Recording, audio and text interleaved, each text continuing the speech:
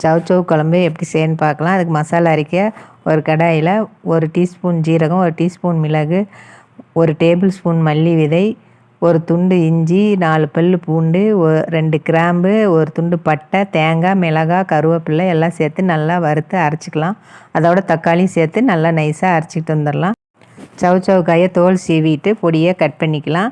ஒரு கடாயில் 2 table spoon எண்ணெய், 1 டீஸ்பூன் கடுகு, 1 மிளகாய், கருவேப்பிலை, ஒரு பெரிய வெங்காயம் எல்லாம் சேர்த்து வதக்கி கட் பண்ண காயை சேர்த்து மஞ்சத்தூள் சேர்த்து உப்பு சேர்த்து நல்லா வதக்கிக்கலாம். ஒரு 1/2 டம்ளர் தண்ணி ஊற்றி நல்லா வேக வச்சுக்கலாம். பாருங்கள், காய் நல்லா வெந்துருச்சு. இப்போ நம்ம அரைச்சி வச்ச மசாலாவை சேர்த்துக்கி அதோட 1 டம்ளர் தண்ணி சேர்த்து நல்லா கொதிக்க விடலாம். நல்லா கொதித்து எண்ணெய் பிரிஞ்சு பச்சை வாசனையெல்லாம் போய் எண்ணெய் பிரிஞ்சு வந்தோடனே நம்ம கொத்தமல்லி இலை தூவி எடுத்துடலாம். இப்போ நம்மளோட சவுச்சவு குழம்பு ரெடி ஆயிடுச்சு. நீங்களும் இதே மாதிரி செஞ்சு பாருங்கள்.